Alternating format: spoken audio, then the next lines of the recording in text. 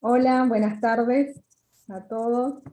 Yo soy Natalia Lescano, soy profesora de la universidad, de la Facultad de Diseño y Comunicación, y hoy voy a ser la coordinadora de este espacio, de esta comisión, del Foro de Experiencias Innovadoras.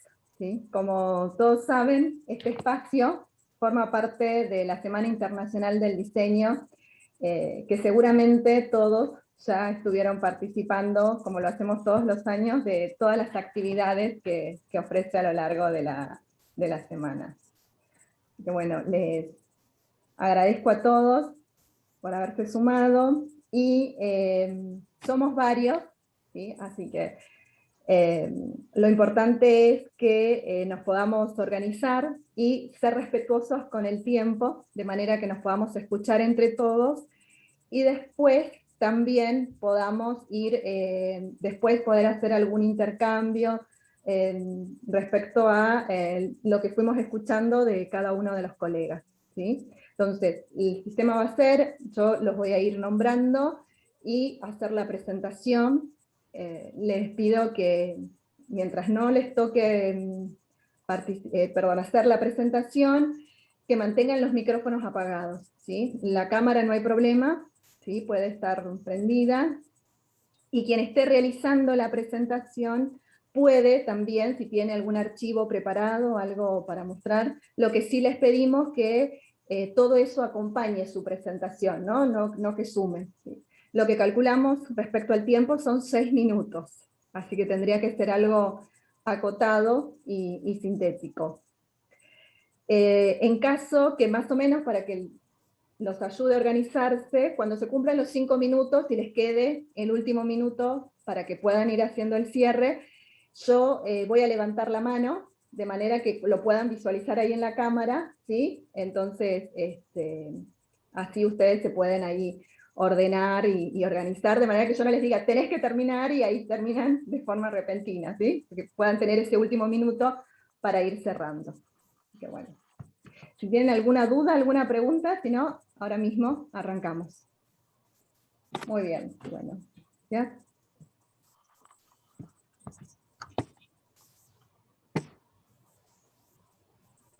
A ver, perdón. Está, no sé si está ya lista, Catalina. Arena Uribe. Hola Nati, ¿cómo estás? ¿Me Hola, escuchas buenas bien? tardes. Ay, te puedo pedir si me das, porque yo todavía estoy en la oficina, si puedo seguir Bien, después de otro, si me haces el favor. no hay problema. Bueno, escuchamos entonces a Lorena Videgain, que nos va a presentar El tiempo es oro, aprovéchenlo. Bueno, buenas tardes a todos. Voy a compartir pantalla. Un minutito. Muy bien. Bueno, voy a mostrar, no sabía cómo se podía preparar esto, entonces lo armé de esta manera gráfica, ¿no? En realidad yo soy diseñadora gráfica, trabajo en la facultad hace bastantes años y tuve en este cuatrimestre pasado una experiencia nueva con una materia que para mí también fue nueva, que digamos es el final, una de las últimas materias de tercer año de diseño gráfico. La materia es taller 5. Y yo preparé acá una especie de, como si fuera un resumen de todos los trabajos que armó una alumna, ¿sí? Entonces, ellos tienen que hacer, si vemos acá en pantalla, donde está mi cursor, ellos tienen que hacer siempre un manual de marca, más un portfolio y un currículum, ¿sí? Bueno, esto es algo gráfico, visual, directamente visual, y se plasma en un manual de marca y un portfolio, que son todos los trabajos que ellos traen de toda su carrera, los eligen. Pero lo que pasaba era que en la manera virtual, esta que estamos trabajando, a mí me sobraba tiempo. Por eso puse este relojito acá. Y por eso el título de mi presentación es El tiempo es oro. Me sobraba tiempo. Y yo pensaba en esto, digo, bueno, por eso puse estas palabras acá. Digo, el marco teórico lo tenemos que dar nosotros, los profesores universitarios, los guiamos en saber cuál es la teoría, ¿no?, que nosotros queremos que ellos manejen. Consolidamos de esta forma este objeto de aprendizaje y les enseñamos a aprender, ¿no?, que tiene que ver con esta manera didáctica que hablan muchos autores, ¿no? Yo estuve leyendo un libro, por ejemplo, que habla de los métodos en la enseñanza universitaria, y digamos, me ayudó a comprender esta idea en la cual, digo, bueno, cuando llegamos a este punto, la fijación de conocimientos es importantísima, ¿no? ¿Cómo las logramos? Bueno, lo logramos con estos trabajos prácticos, que no dejan de ser visuales. Entonces, lo que hice fue, además de esto, fue una experiencia. ¿Por qué digo experiencia? Porque nunca lo había hecho y porque no sabía si lo iban a poder hacer en cuanto a tiempos, pero imaginaba que sí. Entonces, en el término medio no les puse nota, solamente los acompañé, y sí, cuando me di cuenta que podían, al final los sumé a la evaluación, para que no quedara solo en esta mera evaluación de mirar qué pasó, sino como que acompañarlos en todo este proceso y darme cuenta que ellos podían, ¿no? Como poner esta energía. Entonces les voy a compartir ahora, perdonen que saco esto y pongo un videito, les voy a compartir rápido a qué llegaron los alumnos, ¿no? En este caso, esta alumna particular. Esperen que me tapa el Zoom. Ahí va. Les presento algo audiovisual, es una presentación que la alumna interpretó que podía hacer profesionalmente antes de mostrarle a sus futuros clientes su manual de marca y su portfolio. Es son segunditos.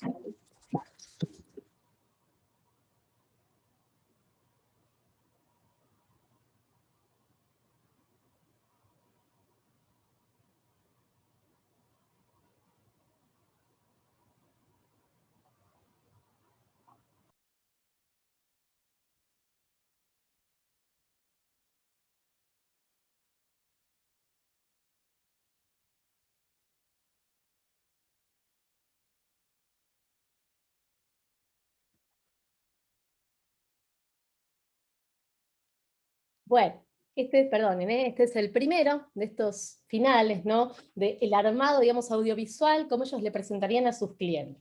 Entonces, tengo otra manera de mirarlo, porque esta alumna lo presentó como, bueno, esta soy yo, presento mi manera de trabajar, ¿no?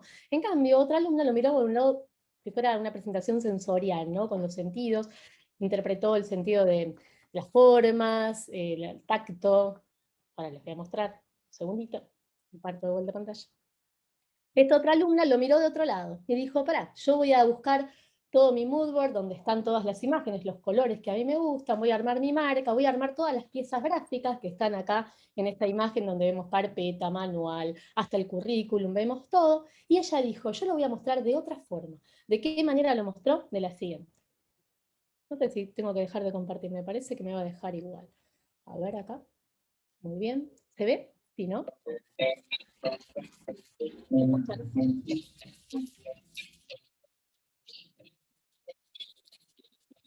Sensorial, como que manejó más lo que es imágenes, aromas, a través de todo esto que va mostrando el movimiento. Es un poco más abstracto que el anterior.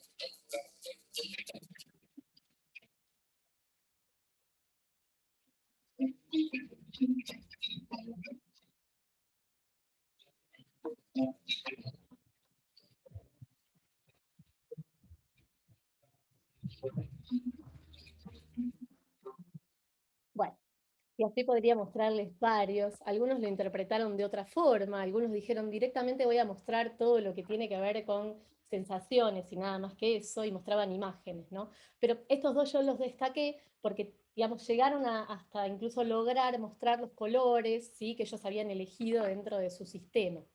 Y me voy a permitir, como último, presentarles, díganme si se escucha porque esto nunca lo practiqué, esto puntualmente nunca lo practiqué, que es ver si el audio se puede compartir. A ver si, creo que sí. A ver. Hola, mi nombre es Diana Posevila, cursé taller 5 el cuatrimestre pasado con Lorena Videgain, una cursada muy positiva, y quiero hacer notar lo rico que resultó trabajar partiendo desde el branding sensorial para poder desarrollar esta identidad visual personal. Fue muy importante para poder definir un espíritu a transmitir con la marca. Esto fue un apoyo importante y fue algo que permitió generar un sistema gráfico más fuerte, que después se proyectó en piezas como el CV, por ejemplo. Bueno, y hasta acá llegó mi presentación, lo hice lo más rápido que pude, no sabía la cantidad de minutos exactos que iba a llevar por el tema de compartir, pero bueno, el tiempo es oro, es lo que quería compartir con ustedes, es una frase que a mí me quedó de hace muchísimos años de una docente que tuve, que decía, ella lo completaba con que el tiempo es oro y vale plata, y yo lo cambié por el tiempo es oro, aprovechenlo. Muchas gracias. Muy bien, muchas gracias. Gracias, Lorena. ¿No me pasé de los minutos? Porque no miré el cronómetro. No, no, está bien. Gracias. Gracias. Gracias a ustedes. Bueno, entonces ahora seguimos con Evelyn, que nos va a presentar intervención en un espacio preexistente al que se le hará funcionar una actividad hotelera. Gracias, buenas tardes a todos, gracias Nati. Bueno, voy a ir directamente a la presentación para no demorarme. Si ustedes me indican, si se está viendo bien. ¿Se ve bien? Perfecto, bárbaro. Bueno, entonces, digamos, esto es lo que yo pertenezco al área de diseño de interiores, a la asignatura, digamos, que les voy a presentar ahora, sobre el cual estamos interviniendo, es Diseño de Proyectos Integrales 2, donde, como bien dijo Nati, lo que tienen que hacer es la intervención en un espacio preexistente. En este caso se eligió un hotel boutique, que es además un museo de sitio, ¿sí? Muy importante en las ciudades, acá en la ciudad de Buenos Aires, en la calle Bolívar, en el barrio de San Telmo, y que tiene como toda una historia patrimonial. Es el hotel, como pueden ver acá, es Casa Lepage Art Hotel, y lo que tiene de interesante este edificio es que, bueno, sufrió a lo largo del tiempo muchas modificaciones, muchas intervenciones que consistieron, digamos, en la modernización estética y principalmente la reducción del pasaje Belgrano, el famoso pasaje Belgrano que desembocaba, digamos, de una calle a la otra y que, obviamente, por ampliación de esa avenida, se ve truncado, digamos, y se ve cortado. Lo que acá en realidad, bueno, nosotros lo que hacemos es, por supuesto, es tomar todos los espacios hoteleros desde la planta baja hasta la terraza, y se tienen en cuenta, digamos, para la resolución de este edificio, digamos, la definición del comitente, la identidad de marca, el tipo de público, el concepto de tipología de hotel, materialidad, cuestiones relacionadas a la tecnología, dispositivos lumínicos, conceptos también de sustentabilidad y demás. Se comienza, por supuesto, con el estudio de un referente, y luego, digamos, ellos pasan, digamos, a componer esa idea de partido y concepto, sumando, digamos, esas distintas inspiraciones que vamos viendo a lo largo de la cursada. Como por supuesto es un tiempo muy acotado, me centré básicamente en esta imagen que ustedes tienen acá, que es más grande, que es el pasaje propiamente dicho, que es como el corazón del edificio, es donde uno accede, es, digamos, la carta de presentación, digamos, de ese hotel, ¿no? Donde se van a plasmar todas las distintas sensaciones y lo que yo quiero transmitir también como marca, y esa espacialidad, obviamente, y esas sensaciones se van a ir viendo, digamos, acrecentadas a lo largo de, digamos, todos los espacios que tiene el hotel. Distintos, a ver si se puede ver, no sé si, ahí está.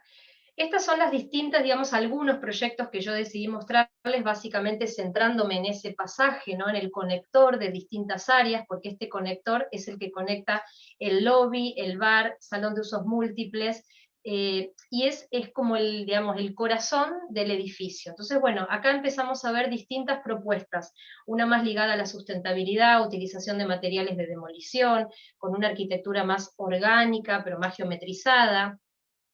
Otro alumno que escoge, digamos, el diseño más paramétrico, de geometrías más facetadas, con una tecnología distinta, con pantallas, por supuesto todos haciendo hincapié mucho en la reflexión, porque todo ese pasaje es vidriado.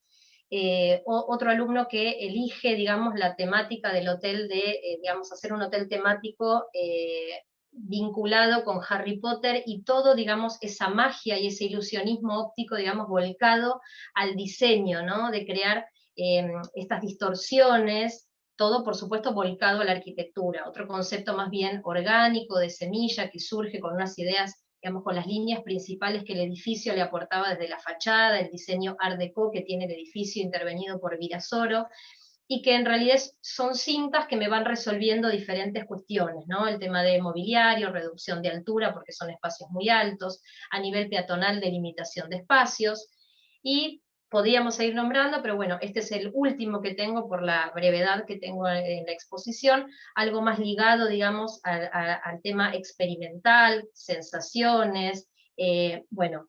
Entonces, lo que a mí más me llamó la atención de todo esto es que los chicos, al terminar de ver las presentaciones, se sorprendieron cómo, digamos, un mismo espacio podía verse tan diferente, ¿no? De acuerdo a sus propios intereses. Y lo que a mí me parece que es importante es esto, ¿no? Es la clave un poco para diseñar, ¿no? Tratar de acompañar, de guiar las propuestas, su desarrollo creativo, encaminarlos, pero dejando, digamos, que sus intenciones de diseño prevalezcan, ¿sí? Por encima de cualquier otro tipo de condicionante, no dejar que esa creatividad se vea apagada, ¿no? Por no tener una herramienta para poder hacerlo, acompañarlo para que se pueda concretar. Y creo que también es fundamental esta comunidad, digamos, entre alumnos y docente, ¿no? Donde ellos también hacen sus aportes de manera colaborativa, todos participamos en ese proceso de devolución, de sugerencias, de posibilidades, digamos, de sustituir una cosa por otra, de probar, de combinar, de adaptar, modificar, descartar, reordenar, ¿no? Creo que esa es la clave para poder generar algo nuevo y en definitiva poder estimular, digamos, esa creatividad. Por eso creo que por eso comparto, digamos, esta experiencia y creo que fue un cuatrimestre muy productivo. Así que bueno, esa fue mi exposición. Espero no haberme excedido en el tiempo. No, Evelyn, muchas gracias. No, gracias a ustedes. Gracias a ustedes por escucharme. Muy bien. Bueno, los que tengan algún comentario, algo de lo que van escuchando, les pido que tomen notas y después, cuando hagamos el intercambio, o preguntas que surjan de lo que van compartiendo. Bien. Entonces, ahora escuchamos a Josefina Giaroco, y nos va a presentar la importancia de integrar contenido. Hola, ahí hola. Comparto pantalla, ¿eh?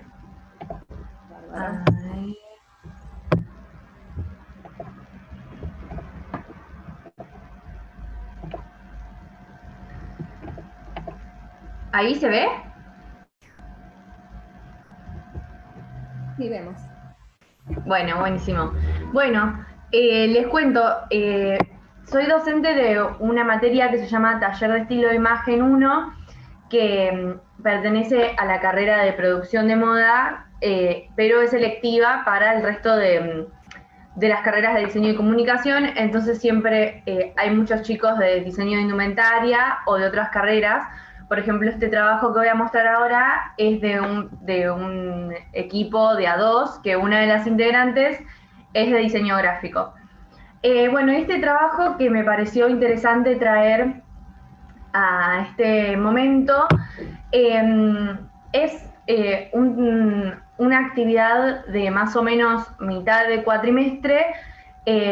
Bueno, previo a eso les cuento, esta materia tiene como contenidos principales la historia de la moda, los conceptos de estilo, imagen, identidad, también se trabajan las tendencias, las fuentes generadoras de tendencias, y una de ellas el cine, y justamente en este trabajo tenían que, estaban asignadas distintas películas y tenían que encontrar los simbolismos de la indumentaria en esa película, o sea, qué papel tenía la indumentaria en cada escena, en los personajes, qué nos contaba la indumentaria sobre lo que estaba pasando, sobre los personajes, sobre el momento.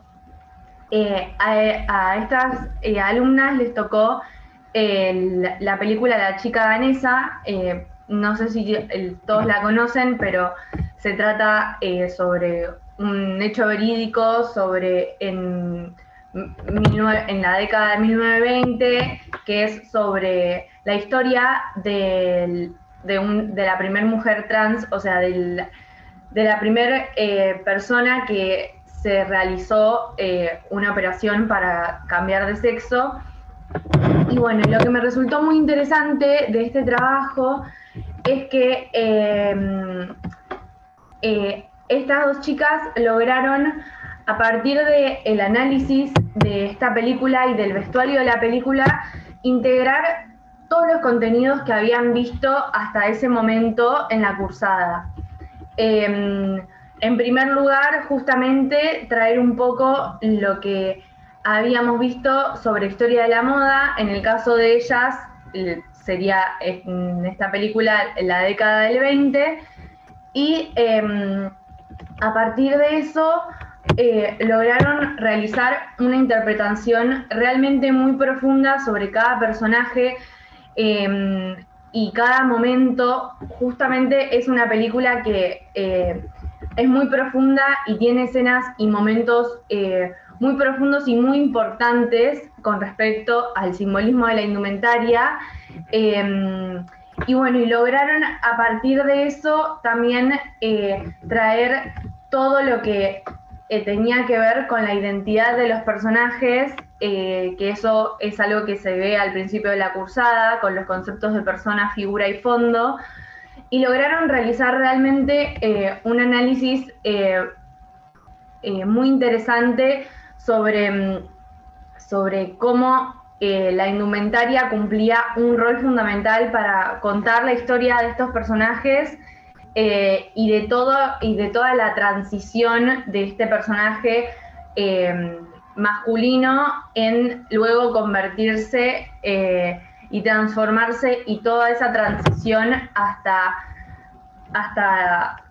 su personaje femenino, que realmente a través de todas sus acciones la indumentaria cumple una función muy importante para contar esto. Entonces, bueno, justamente me pareció muy interesante e importante cómo ellas lograron, a partir de una consigna que tenía que ver con el simbolismo, traer e integrar todas las cosas que habían visto hasta ese momento en la cursada, como cómo fueron armando esa transición y esos conceptos, cómo lograron entender que todo tenía que ver con todo. Bueno, justamente las prendas íconos fueron otra parte de los conceptos de la cursada que trajeron a esto, y luego otra parte de la consigna era proponer un diseñador para un posible remake de la película, y bueno, y ahí también trajeron otra parte de lo que se había visto en la cursada, y esto todavía sin ni siquiera haber terminado la cursada, y solamente haber llegado hasta un punto de lo que habían hecho. Y también me pareció muy interesante que realmente encontraron como una interpretación muy personal, que es algo a lo que yo le presto mucha atención, porque me parece muy importante que formen y que muestren su voz y realmente su interpretación dentro de lo que ven, para generar algo mucho más rico de contenido. Y bueno, en este caso se notó claramente cómo tenían como muy en claro todas las cosas que fuimos trabajando, y por eso lograron una interpretación muy interesante. Bueno, eso es todo. Muchas gracias. Muchas gracias, Josefina. Gracias.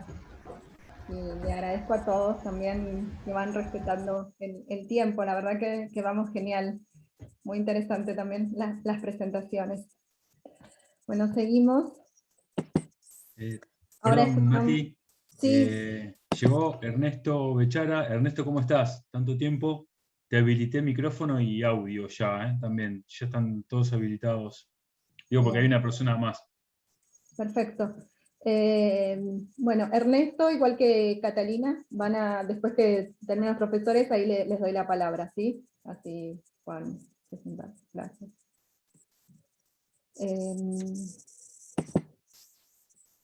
Escuchamos ahora entonces a Román Kessler. Nos va a presentar la problematización del sujeto de la enseñanza, del docente líder al docente interlocutor. Es una pregunta. Escuchamos. Hola, buenas tardes. Quiero aprovechar esta oportunidad para compartir una reflexión que vengo elaborando, y en parte compartí en las jornadas de reflexión. Carlos, creo que escuchaste parte de esa presentación, sobre la muy aceptada y celebrada figura del docente líder. Probablemente desde que Foucault inauguró en los años 70 el campo de los estudios conocidos como biopolítica, son muchas las voces que denuncian la creciente penetración de la lógica del mercado en los rincones más recónditos de la vida, y la educación no se viene mostrando ajena a ese proceso. Creo que una de las manifestaciones más extendidas de esa irrupción es el progresivo arraigo de las verdades, digamos, del coaching y el mentoring en los debates pedagógicos y en la práctica docente.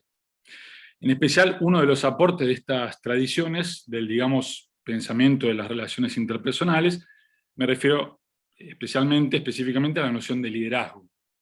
Desde la perspectiva que esos paradigmas proponen, el rol del educador es conceptualizado en esos términos, el docente como líder, y en tanto tal se le atribuye la estatura de un agente de cambio, ¿no?, que potencia a sus estudiantes liderados, digamos.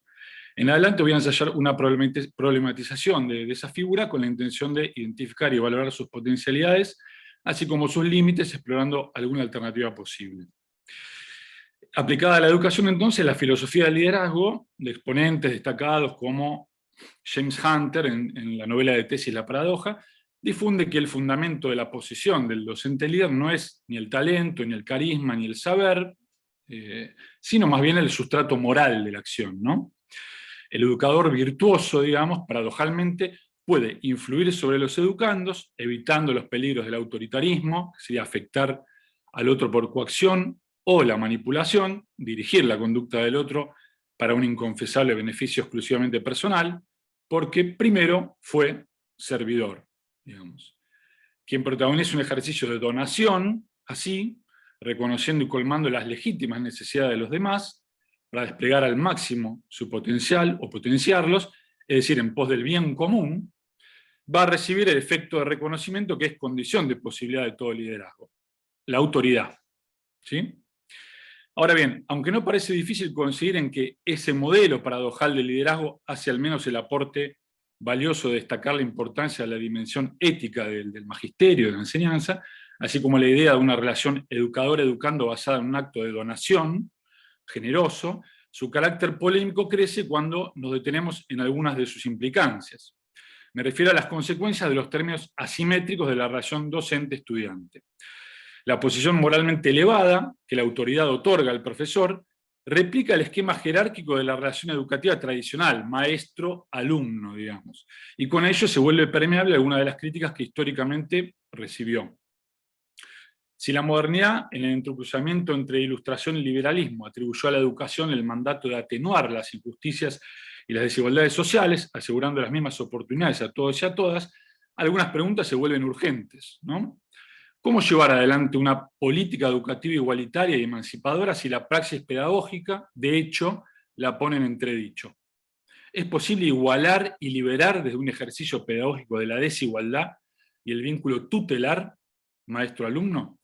¿Podemos formar personas, ciudadanos, ciudadanas, profesionales soberanos, autónomos, capaces de pensar, crear y actuar por sí mismos desde una matriz formativa estamentaria, vertical y paternalista?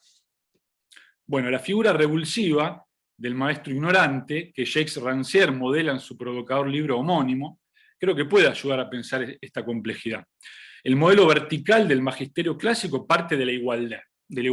El maestro tiene algo que el estudiante no, un saber, una habilidad productiva, y mediante el recurso didáctico de la explicación-transmisión expositiva, monológica, unidireccional, de arriba hacia abajo, aspira a que el estudiante devenga finalmente en colega de quien fuera su docente. Así la igualdad queda proyectada como punto de llegada de la acción educativa exitosa, ¿no? Pero los contornos paradójicos y solo aparentemente absurdos de un maestro ignorante, que enseña lo que desconoce, desnuda la contradicción inconfesable de la educación heredada, ¿no? Lejos de contribuir a una futura superación de las desigualdades, una educación así las asegura, porque de ellas vive, son su condición de posibilidad, y resulta funcional, además, digamos, a un orden social injusto. La idea pretendidamente neutral, entonces, de la explicación-transmisión y la relación asimétrica maestro-estudiante que supone y justifica, en una relación diferencial con el saber, inauguran estamentos que subjetivan al estudiante, es decir, constituyen su subjetividad, la del estudiante, en el hábito de la subordinación y la dependencia. Esa dinámica educativa naturaliza un mundo de diferencias jerárquicas y estamentos, los que saben y los que no, los que pueden y los que no, los que tienen voz y los que no, los incluidos y los excluidos, los que soportan la presión y los que no, como el caso de la atleta norteamericana que era la estrella y, digamos, colapsó, e internaliza, digamos, entonces esta dinámica educativa entonces internaliza la relación inhibitoria que cada cual establece entonces con el conocimiento y con sus propias potencialidades. Poder alcanzar un logro, protagonizar un acto creativo o productivo, queda establecido para quien está aprendiendo como una posibilidad ligada a la dependencia de un líder, de un maestro, de un mentor, de un superior.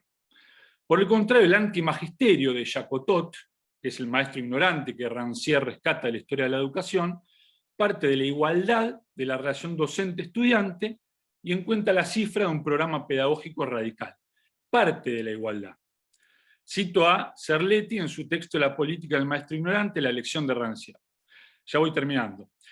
La posibilidad de emancipación en el enseñar está ligada para Jacotot a la potencialidad de un triple cuestionamiento, que es un llamado libertario dirigido a la inteligencia y un imperativo radical dirigido a la voluntad. El maestro no debe dejar de preguntar, ¿y tú qué ves? ¿Qué piensas? ¿Qué harías? Las respuestas entonces dejarán de ser un secreto que atesora al maestro para transformarse en una conquista de cada estudiante sobre los saberes, sobre el mundo y sobre sí mismo. El único imperativo que el maestro debe sostener con tenacidad frente a un alumno es «tú puedes», partiendo de esta consigna que potencia las posibilidades de cada uno, junto a los tres interrogantes mencionados, es posible desplazar la cuestión educativa hacia la política y evaluar sus consecuencias. Alguien que no se somete a un orden jerárquico construido a partir de desigualdades de inteligencia u otra diferencia, alguien que no se ve como inferior, sino que reconoce y valora su propia capacidad y se sostiene en su tenacidad, podrá emanciparse.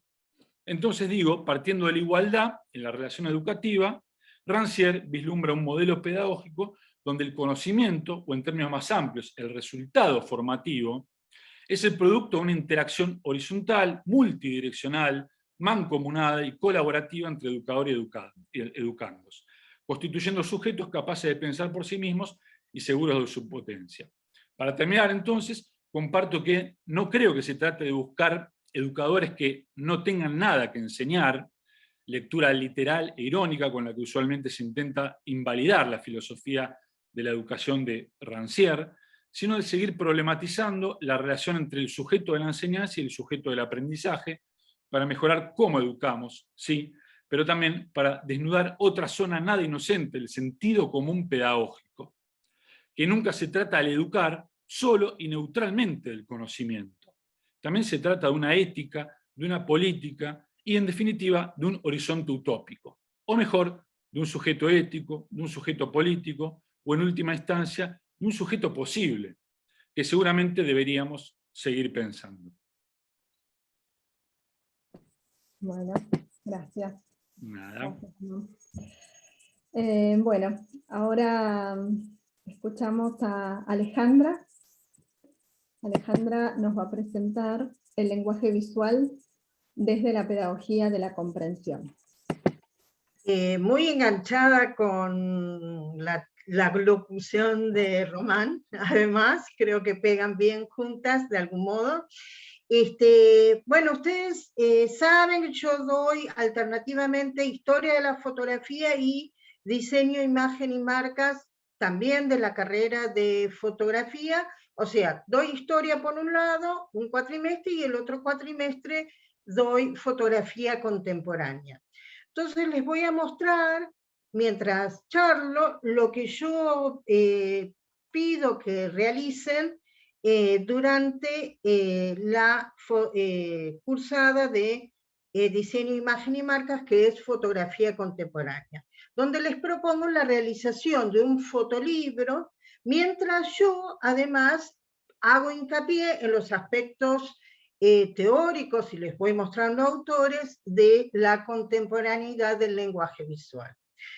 Con lo cual, un poco yo siempre estoy atenta en el campo de la didáctica de buscar cuestiones pedagógicas específicas que me puedan ayudar para justamente el lenguaje visual. Justamente para unir lo teórico con con lo práctico también, ¿no? Esa es un poco la idea. Voy pasando el fotolibro que hizo una de las alumnas mientras voy hablando. Entonces encontré la pedagogía de la comprensión, me resultó atractiva desde varios puntos de vista para estas carreras, porque justamente establecen esta relación de lo teórico con lo práctico. En términos generales, la pedagogía de la comprensión integra la educación constructivista, ¿sí? Y se alinean diversas concepciones pedagógicas contemporáneas, entre las que se encuentran el aprendizaje cognitivo, la creación de comunidades de investigación, esto de lo que también estamos trabajando mucho, que es lo que se llama la creación-investigación, ¿sí? Y la construcción de una cultura del pensamiento en las aulas. Ahí es un poquito donde sumo un poco la idea de Román también, de preguntar y hacer participar, ¿no? Todo proceso hermenéutico requiere establecer una afinidad entre el sujeto y el objeto de conocimiento. Por ahí eso es lo primero que tenemos que construir, ¿no? En tal sentido, solo pueden ser significativos aquellos objetos que en principio están abiertos a la comprensión, pero que también susciten intriga, curiosidad, ¿no? En el alumno. La comprensión y la búsqueda por la significación forman parte de un mismo proceso que siempre se relacionan con la puesta en marcha de la creatividad del alumno, ¿no? Una vez que el proceso comenzó, implica que pudimos vencer de algún modo cierta resistencia inicial o cierta abulia en algunos casos, y empezamos a transitar un clima de entusiasmo, que es exactamente lo que queremos como docentes para el desarrollo del cuatrimestre. La intencionalidad pedagógica de que la comprensión del sujeto educativo forme parte constitutiva y fundante de sus competencias, posibilita además la construcción de una identidad pensante y reflexiva, que es algo, y que desarrolla un pensamiento crítico, que es algo que la educación superior aspira, digamos, ¿no? Sigo pasando el fotolibro mientras tanto.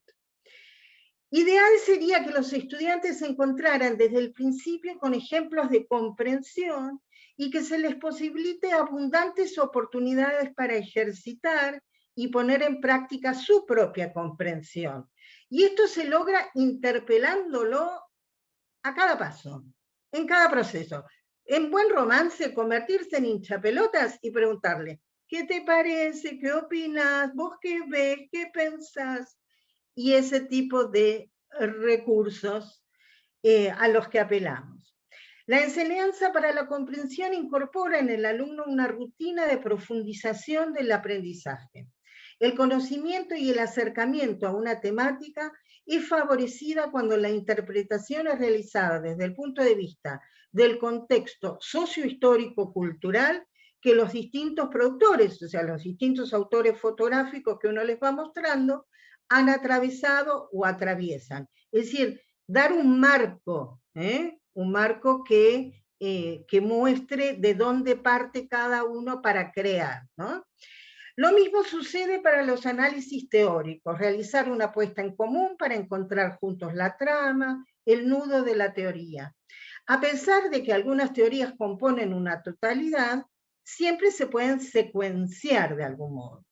Entonces resulta muy alentador y enriquecedor alentar a los alumnos a que formulen sus distintos puntos de vista.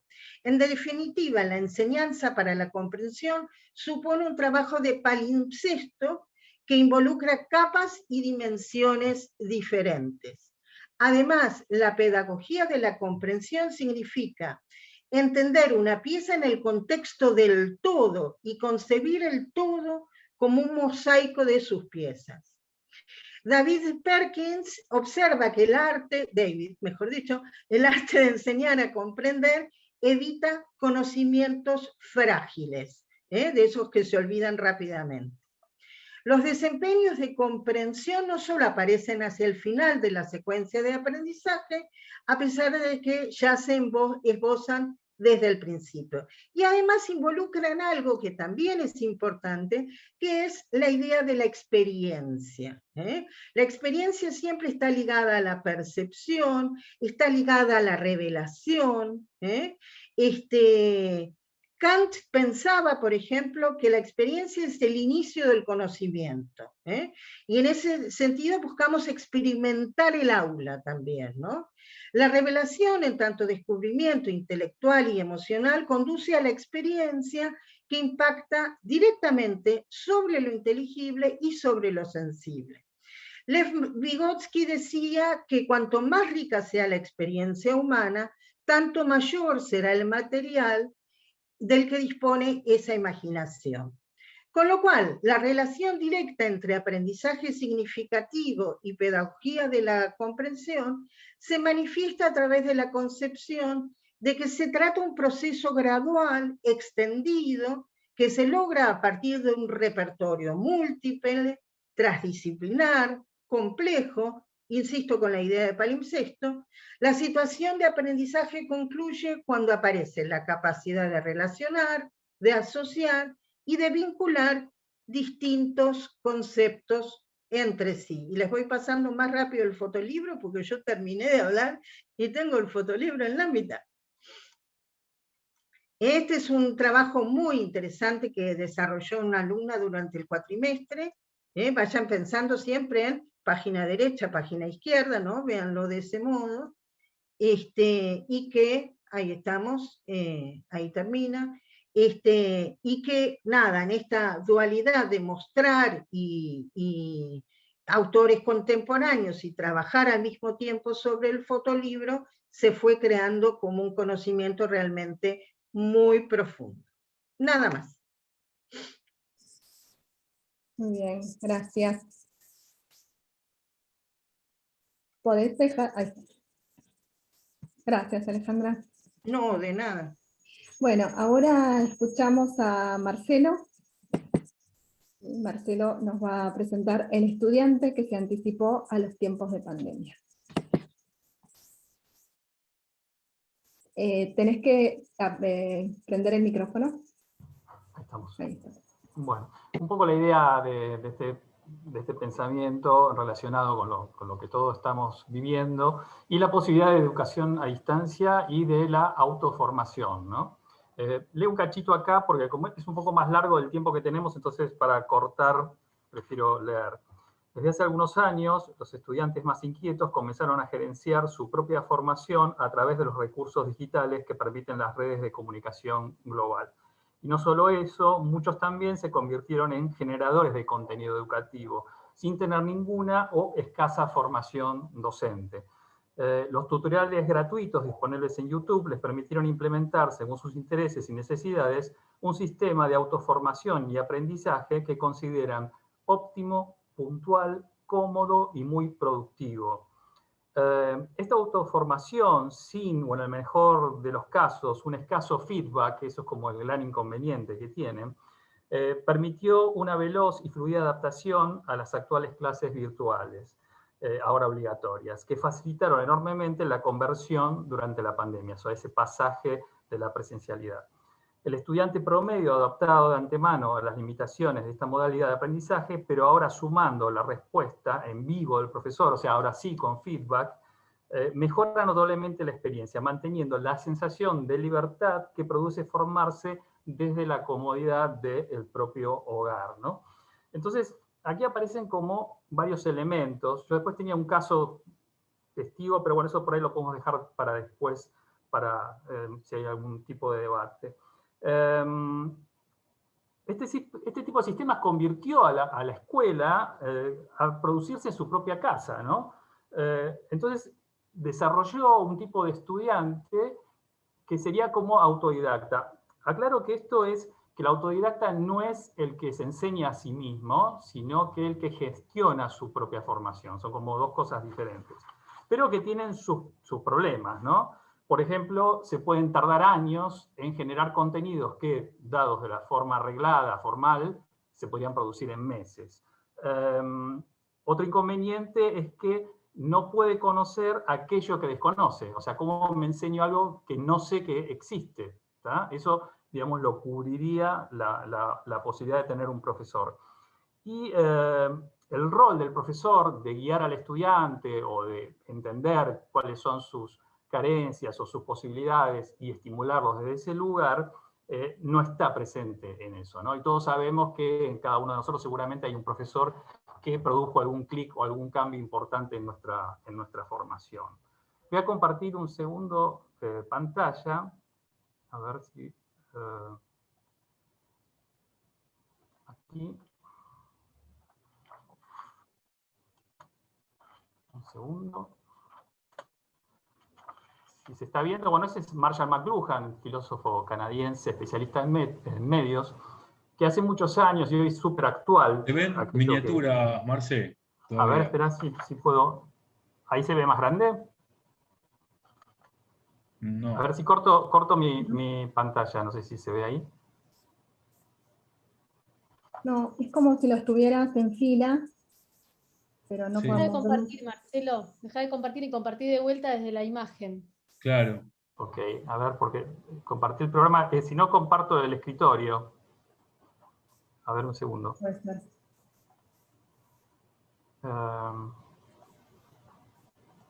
Ahí.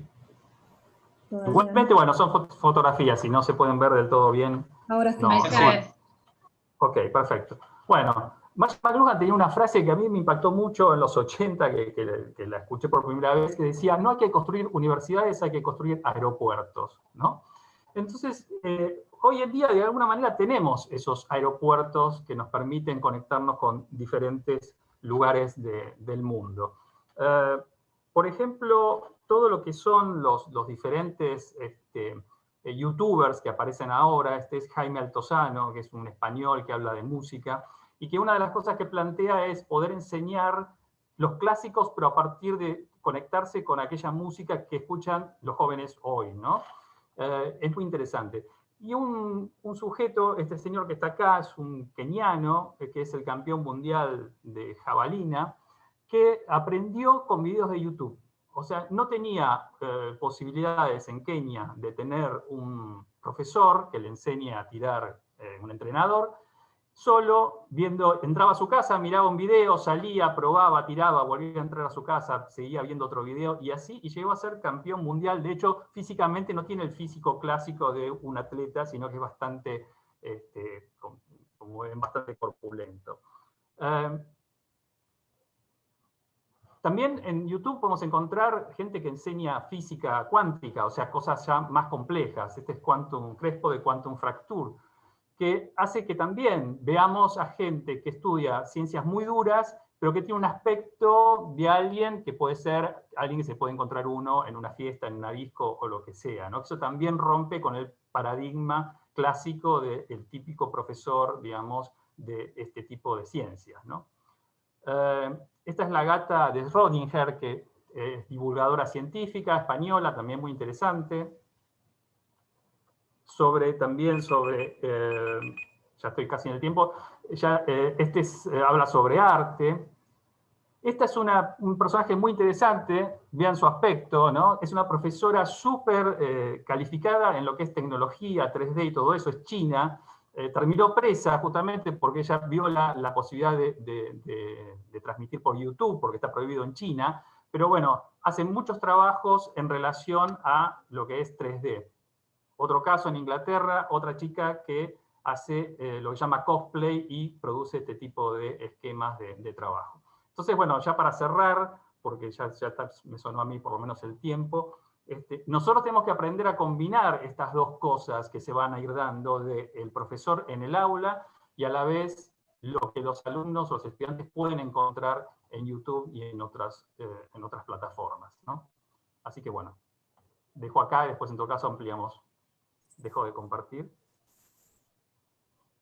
A ver.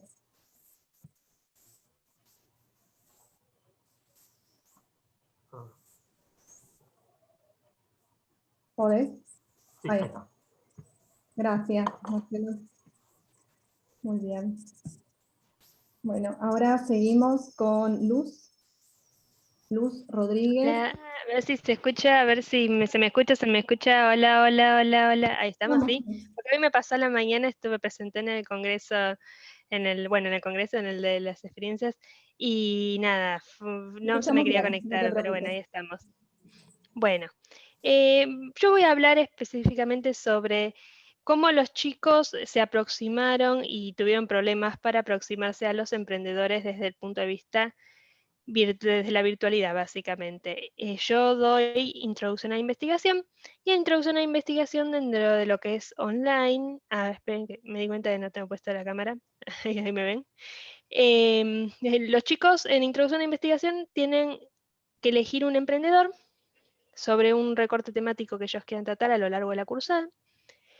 Y justamente este emprendedor es el ejemplo de dicho recorte temático que ellos van a tratar. Entonces, ¿qué pasa? Generalmente nosotros lo que abarcábamos dentro de la materia era de que los chicos se acercaran al espacio de trabajo del emprendedor, lo entrevistaban personalmente, bueno, toda la historia, ¿no? Pero con la pandemia esto no se podía hacer o era muy limitado, los chicos no querían hacerlo, obviamente se comprende 100% porque no querían hacerlo. Entonces se abarcó desde la virtualidad. Y uno pensaría que quizás desde la virtualidad es mucho más sencillo, porque, o sea, podés ya coordinar previamente, podés hablar por Zoom, o sea que el emprendedor te puede entrevistar desde su casa, la mitad en calzones sin que vos lo veas y podés divertirte, hablar, contar pavadas, o sea, no se te gasta tanto como ir a verlo presencialmente, que quizás ahí sí está más formal, o no, mira, que en 5 minutos me viene un cliente, o te cae una persona en el medio de la entrevista, o sea, todos esos inconvenientes que pueden pasar no es tanto desde la virtualidad. Pero ¿qué pasa? Uno diría, bueno, mucho más fácil, porque sí, arreglas, el emprendedor te puede mandar audios por WhatsApp, no es necesario que tengas que hablar así un diálogo ida y vuelta, te puede grabar un video, ¿no? Pero ¿qué pasa? Igual los emprendedores estaban desaparecidos en la mayoría de los casos. Hablaban primero con los chicos, por ejemplo, los chicos se aproximaban a ellos mediante Instagram, ¿sí? Que es como el medio que más usaron los chicos para aproximarse al emprendedor, ya que no podían ir, por ejemplo, personalmente a recorrer una avenida, a veces había negocios, ponele de decoración, ¿sí? Entonces los chicos directamente ponían decoración en Instagram o ponían a un influencer que les interesaba, entonces ya lo tomaban de ahí, hablaban por DM, ¿no? Tenían toda esa conversación y a veces no les respondían. Otras veces sí tenían la conversación y yo siempre les digo a ellos, díganles que van a estar tratando con ellos todo el cuatrimestre, ¿sí? Que no es nada más la primera entrevista. Yo siempre les digo que cuando hacen la elección, que ya les hablen en ese momento, porque yo al principio no les decía eso. Y yo pasaba que elegían a alguien y después esa persona no estaba disponible y no les daba bola a nada. Entonces yo para también un poquito presionar, no digamos al emprendedor que ellos iban a elegir, les empecé a decir a los chicos que los entrevistaran, ya les hacían una mini entrevista, tipo, hola, soy Pepito, estoy en la UP y quiero usarte para este trabajo, ¿podés darme las entrevistas cuando vos puedas? Bueno, entonces esa es la idea, que yo quiero que ellos se presenten y que les digan que los van a estar entrevistando y los van a estar preguntando cosas todo el tiempo, nos van a estar pidiendo material. Y al principio lo hacían, ¿sí? Los emprendedores decían, sí, todo canchero, dale, te paso lo que vos quieras. Y después aparecían, ¿sí? Y como te digo, ellos tienen que seguir trabajando a lo largo del cuatrimestre con ellos. Entonces, cuando se caía un emprendedor que no respondía, se atrasaban. Perdí un montón de chicos en estos dos últimos cuatrimestres. Encima yo tuve más de un grupo por cuatrimestre.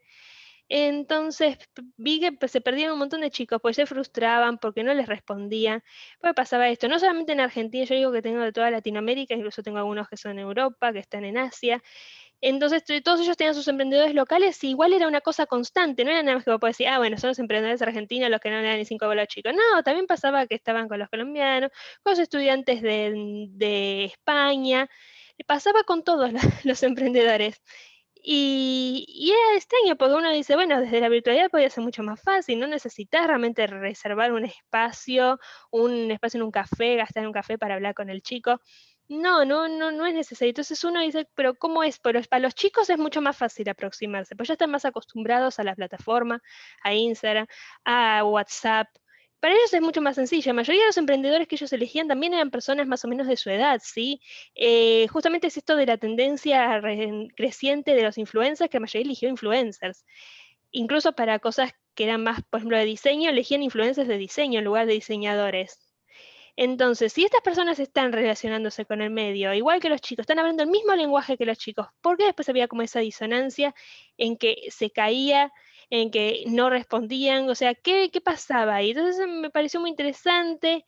Uno también no quiere meterse y preguntarle al emprendedor a escribir aparte, ¿y por qué no lees y respondiste? Porque como no le respondo a los chicos, tampoco te va a responder a vos, ¿no? Pero bueno, esa idea me pareció como un problema, ¿no? Un problema creciente. Así que bueno, eso es, les cuento un poco cómo fue mi cursada y esa es la experiencia que les comparto aquí.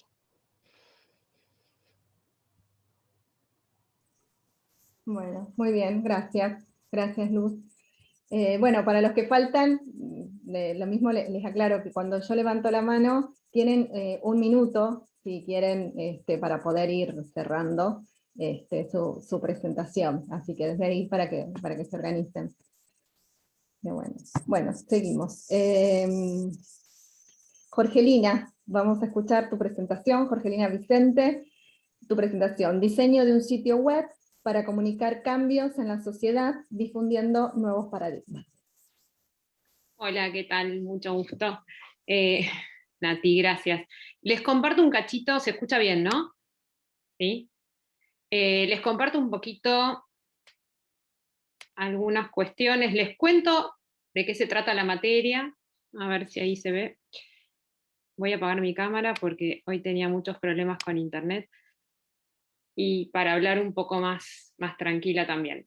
La materia es Diseño, Imagen y Sonido 2, también se llama Comunicación Interactiva 2, depende de las carreras, ¿sí? Hay algunas carreras que en realidad la toman como electiva, como suele ocurrir en la mayoría de las carreras de la Facu, y lo que tienen que hacer el proyecto integrador es el diseño de una interfaz de un sitio web de mediana complejidad. ¿Qué significa?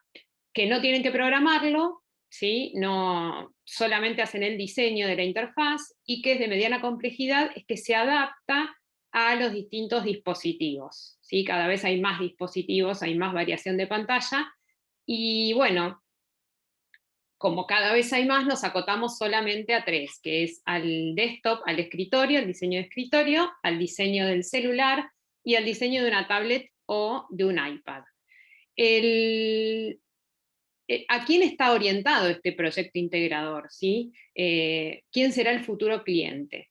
Bueno, y acá un poco también me vino bien lo que comentaba Román, porque yo fui aprendiendo hace varios años que doy clase en la facultad, y tengo esta materia también hace bastante tiempo, y en un principio me orientaba a que el alumno intentara verse profesionalmente. Si bien es una materia de primer año, de segundo cuatrimestre, tal vez es una experiencia mía personal cuando estudié, que uno no sabe hasta que está un poquito más adelantado en la carrera, si realmente es lo que te gusta, lo que no te gusta. Entonces, yo quería confrontarlos un poco, aunque estén en primer año, con esto de verse profesionalmente, ¿sí? ¿Qué servicios podían ofrecer? ¿Cómo se podían diferenciar? Durante la materia, además de hacer la interfaz del sitio, tienen que hacer el diseño de una marca, de su marca, en el caso de que hicieran su portfolio.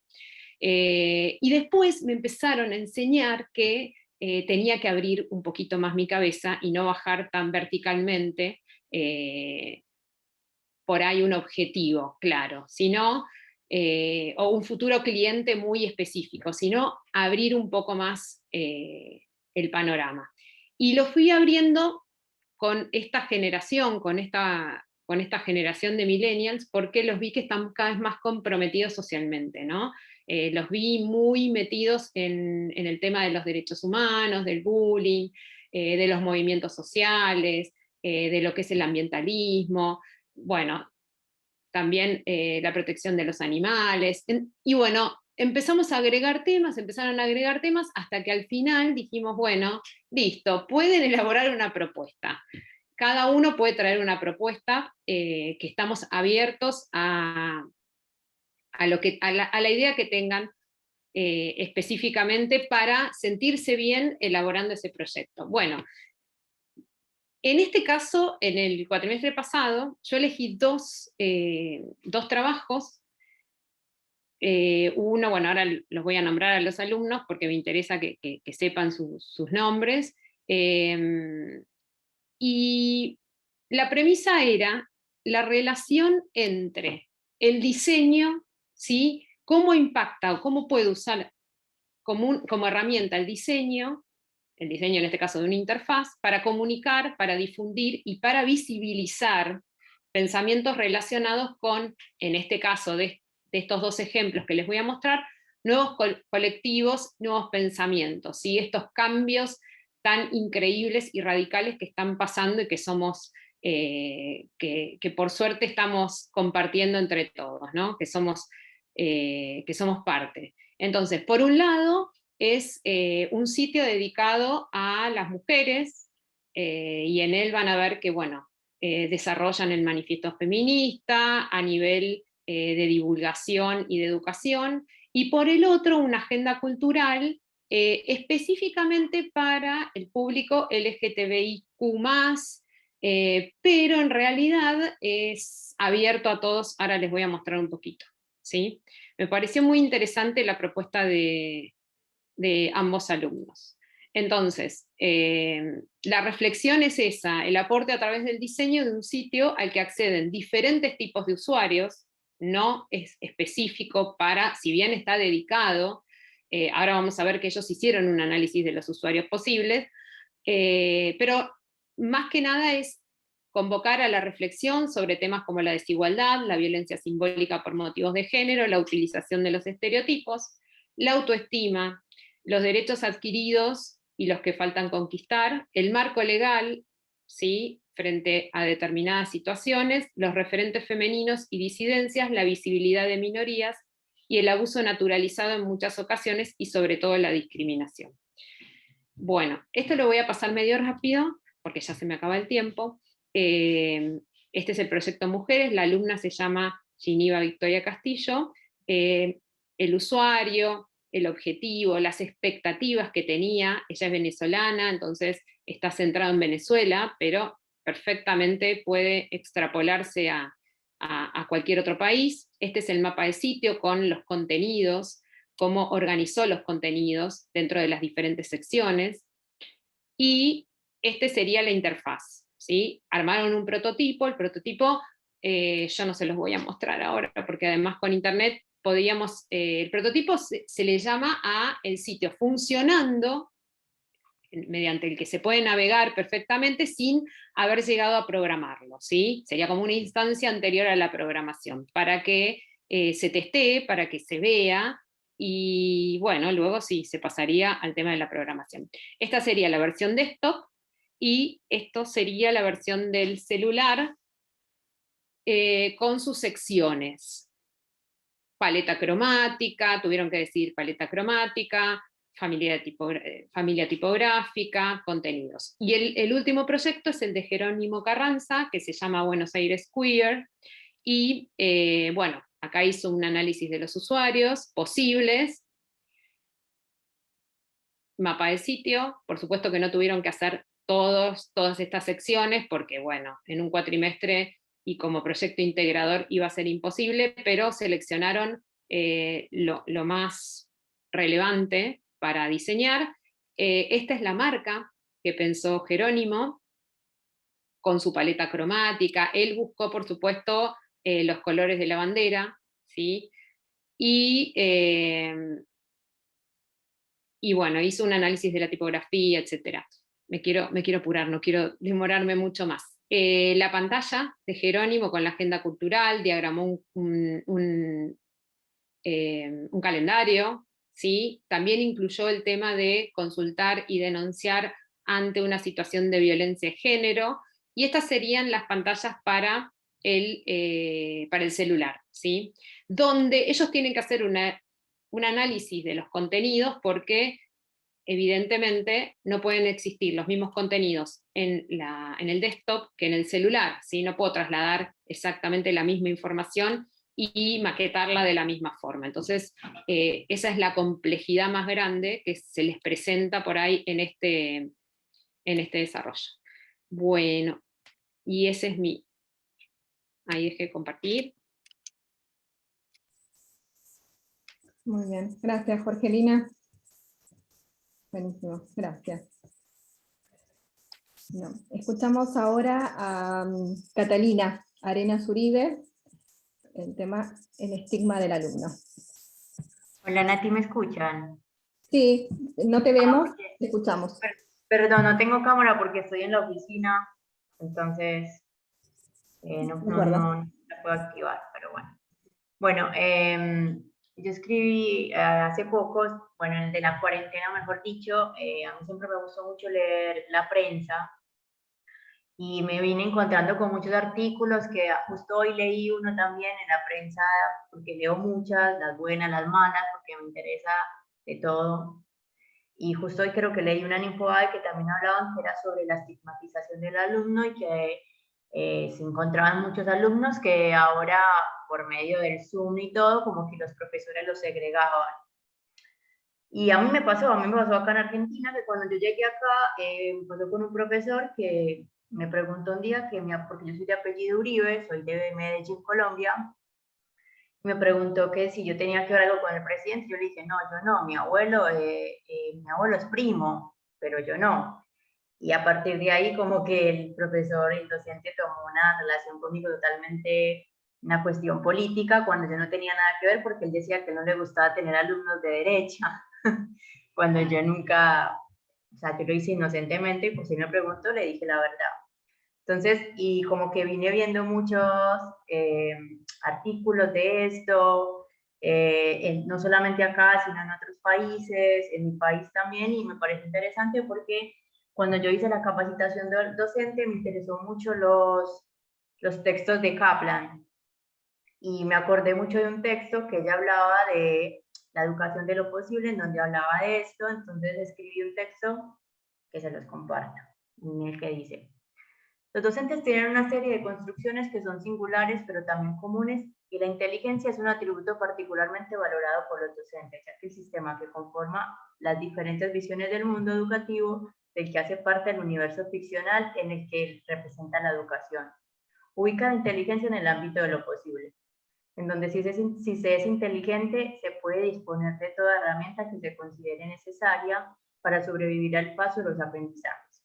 Sin embargo, también se usan categorías negativas como el perezoso, el vago, el charlatán, las cuales en determinados casos se presentan para expectativas que pueden generar un estigma en el alumno, sin tener en cuenta el lugar que habita y la forma en que vive, la lengua que habla y los imaginarios que éste supone, las costumbres y las actividades u oficios que puede o debe desempeñar, la estructura familiar y la idea de individuo que él tiene de él en cada espacio que habita. La educación cumple un papel fundamental en el mantenimiento estable de los alumnos, pues son los procesos de enseñanza y aprendizaje los que permiten la transmisión y asimilación de significaciones. Por lo tanto, en el fenómeno educativo, la importancia y la necesidad conforme el pleno reconocimiento y desarrollo de las visiones del estudiante se han visto negadas. Quizás en un proceso pandémico, quizás fragmentadas o incluso disueltas debido a la imposición que se realiza desde el mismo estatus educativo con respecto a cómo es o cómo se comporta, ya que casi nunca se contextualiza una realidad, sino que se tiende al sistema de clasificación por medio de los hábitos sociales en los que se construye el docente. Es difícil diferenciar a través de una pantalla cómo es el comportamiento de un alumno, pero la vida de aprendizaje exige que el alumno también se acostumbre a diferenciar a la diferencia de poder respecto del docente, porque este carácter necesariamente asimétrico de la relación explica en parte, según muchos métodos educativos, la eficacia de las clasificaciones y predicciones para la construcción e implementación de herramientas genuinas que respondan a las necesidades del proceso de aprendizaje. Reforzando esta idea, es decir, la idea de la concepción de los docentes acerca del buen y mal alumno, estando asociada tanto a la valoración del aspecto cognitivo como el del actitudinal, por lo que si ser buen o mal alumno implica que desarrollen o no uno o varios de los aspectos cognitivos, memoria, inteligencia, creatividad, atención, expresión oral y escrita o rapidez, y conocimientos previos para asociarlos a un resultado final de éxito. En ese sentido, en el ideal del buen y mal alumno existe sin excepción una jerarquía en la valoración de su rendimiento en distintas áreas, ya sea por la historia previa del alumno que se transmitía de docente a docente o simplemente porque el alumno es categorizado como bueno o malo, ya que difícilmente sea recategorizado en su trayectoria, retribuyendo a la tendencia impune de los docentes y de rotular o estereotipar a los alumnos.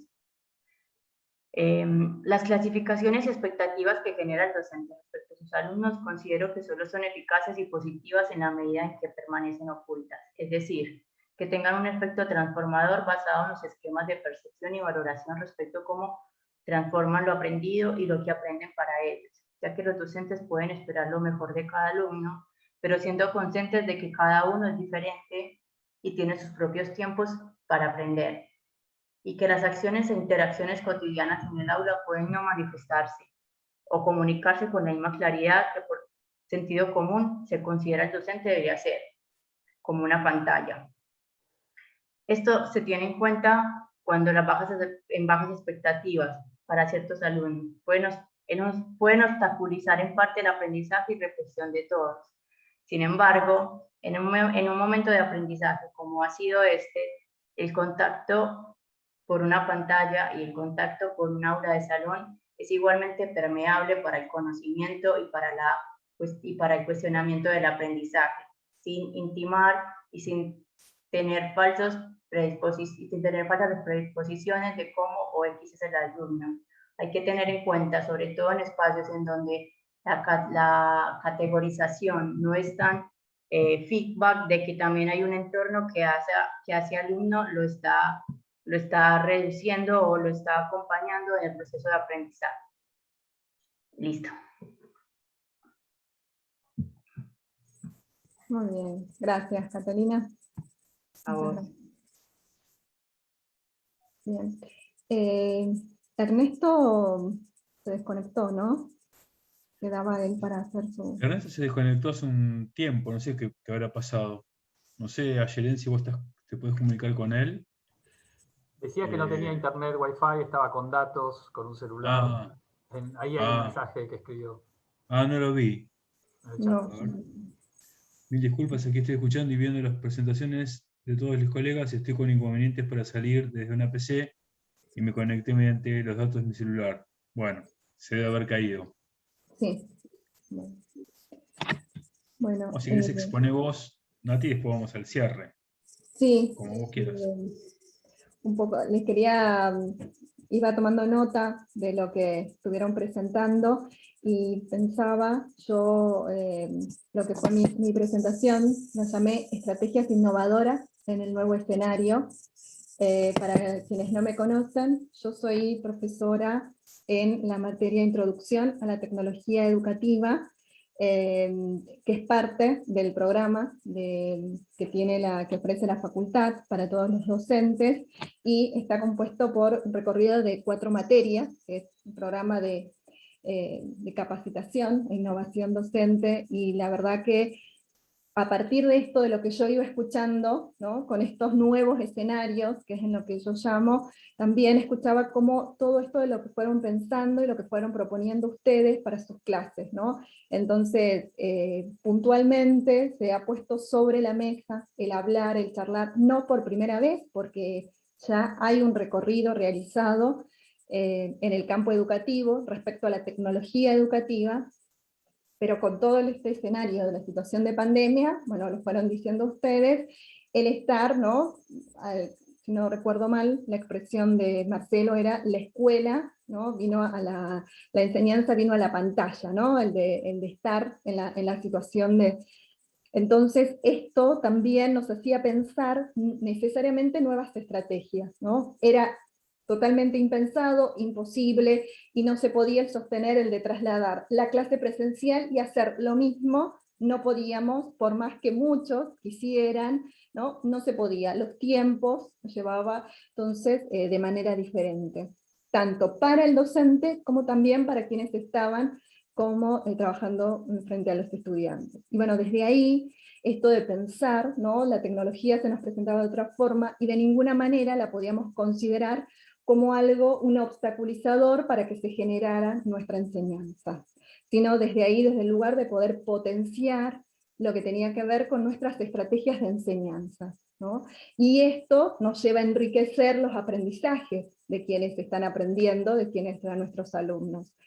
Entonces, la tecnología, no pensarla como algo que se nos impone necesariamente, no solo desde ese lugar, sino pensarlo como una herramienta, una estrategia que está a nuestro favor, que está, y que no es algo que es algo fijo, sino que es algo que nosotros podemos utilizar todas las estrategias en función de lo que necesitamos, ¿no? En este recorrido que hacemos durante la cursada, hemos pensado quizás todo esto, ¿no? Uno de los grandes temas en los cuales reflexionamos, en los que tiene que ver con la innovación, la creatividad, lo nuevo, ¿no? Muchas veces la tecnología está asociada a esto, y sentimos la obligación de hacer algo totalmente innovador. Y sin embargo, quizás sea, sí, hacer una propuesta nueva, transformadora, pero quizás con esas herramientas que ya sabemos usar, ¿no? Entonces, desde ahí poder pensar algo viable.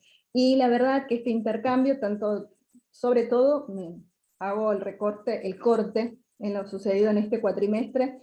La verdad que cada clase fue una riqueza de intercambio de lo que fue sucediendo clase a clase, y mucho de lo que sentían de esto, que la tecnología era algo que estaba ahí, ¿no? Y era solo esperar que esto pasara, ¿no? El poder revertir y pensar que estas son las clases universitarias, y que desde ahí mucho depende de nosotros, ¿no? Nosotros como docentes, nosotros desde ese nuevo rol, a partir de la tecnología educativa, los nuevos escenarios, con alta disposición de tecnología, y desde ahí también fundamental, que ahora cuando retomemos este intercambio, quiero también recuperar de lo que fueron diciendo ustedes, con la riqueza que tiene que ver la consigna, y eso depende fuerte, básicamente y fundamentalmente, de nosotros como docentes, ¿no?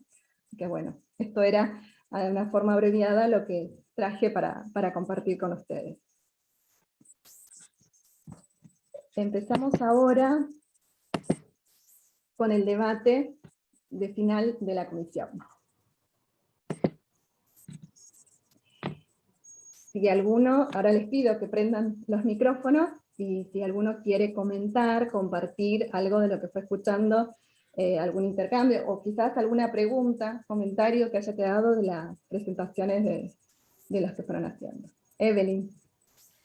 Bueno, a mí me parece que por lo que escuchamos, digamos, me parece que todos como que tienen como un hilo, ¿no? Conector, como un factor común, ¿no? Esto que comenzó comentando Lore, por ejemplo, me quedé con la frase esa de enseñar a aprender, que vos habías puesto en la pantalla, esto de Román, ¿no? De la educación como más bien horizontal, y no esta cosa como tan vertical que hay. Creo que todos, digamos, hablamos un poco esto, ¿no? De esta cosa de que el aprendizaje también trasciende lo que es ese espacio áulico, ¿no? Ese aula, o sea, creo que hay como muchísimas posibilidades en eso. Digamos, esto que vos decías, ¿no? También, Nati, de no verlo como algo totalmente, digamos, en contra o temerosos de esta tecnología, sino poder aprovecharla como una herramienta más, un recurso más.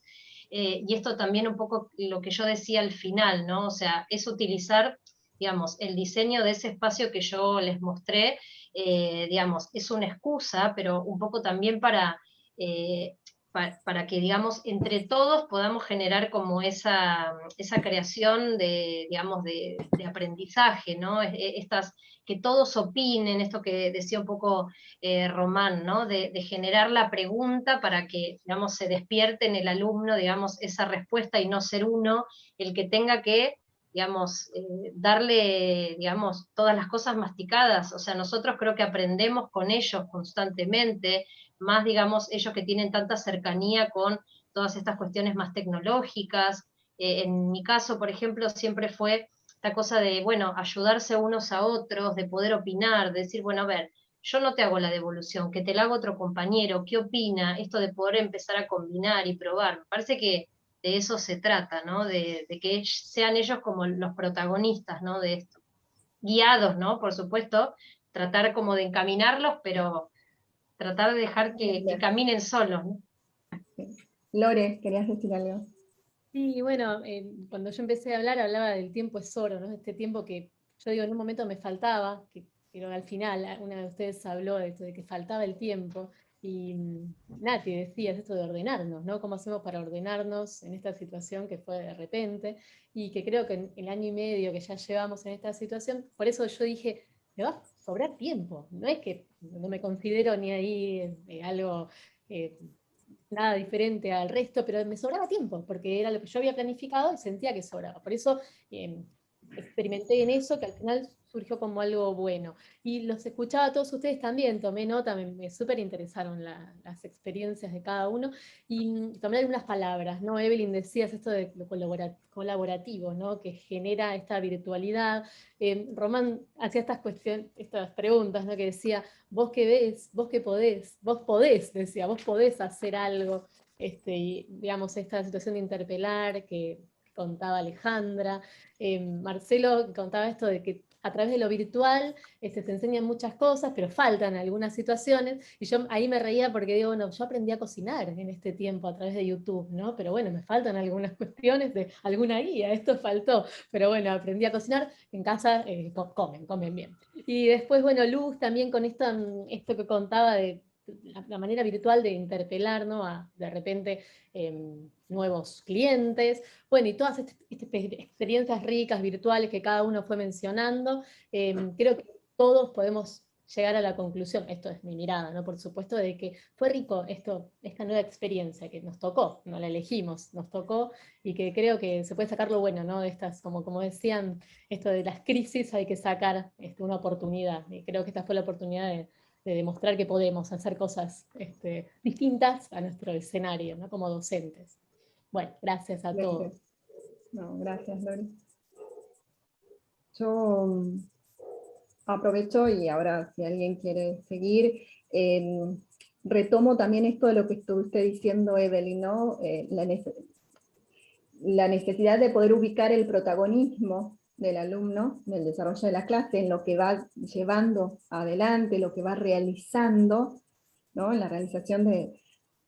Pero también la importancia que, digo, porque también se puso mucho en discusión ahora, pero también previamente a esto, ¿no? No es nuevo, como les decía hace un rato, de la situación de pandemia, la idea de el docente desaparece, ¿no? O el espacio formal del aprendizaje, ¿no? De la enseñanza, ¿no? ¿Para qué sí están los tutoriales de YouTube? ¿No? ¿Para qué sí puedo? ¿No? Digamos, claramente no hay un reemplazo sino claramente un nuevo rol docente, ¿no? No desaparece el docente, sí hay un nuevo rol, y puede suceder que ellos, digamos, los estudiantes, los que están haciendo este recorrido, van solicitando esto, pero también el docente, nosotros vamos viendo la necesidad de poder responder a los nuevos desafíos, ¿no?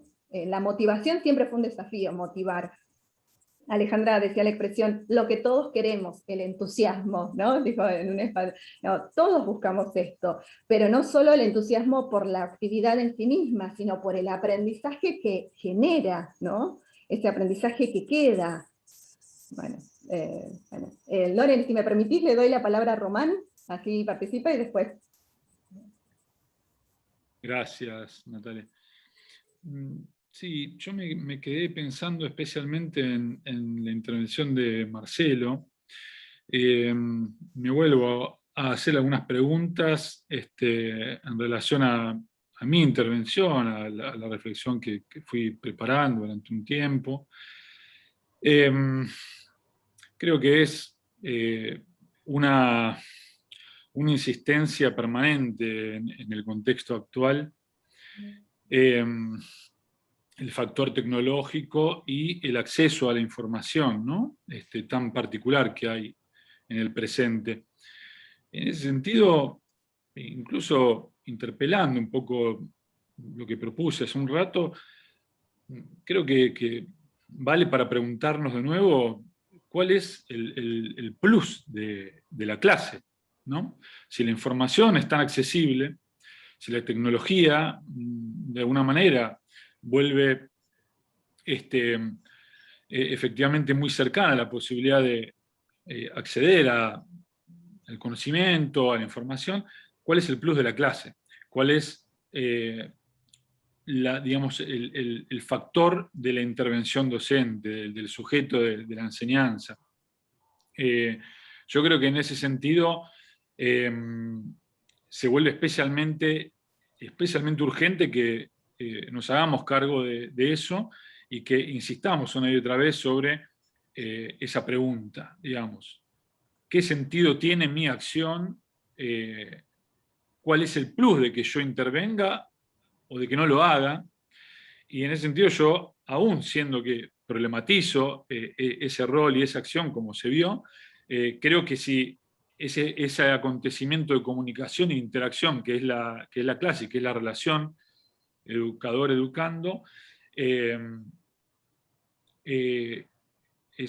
ese aspecto es tan decisivo, creo que es fundamental que efectivamente haya algo más en nuestra intervención que no pueda ser satisfecho simplemente con el acceso a la tecnología o a la información. Y depende en buena medida de que nos repreguntemos una y otra vez sobre eso, ¿no? Sí, perdón, si puedo agregar algo, ya que más o menos estamos en... ¿Puedo? ¿Sí?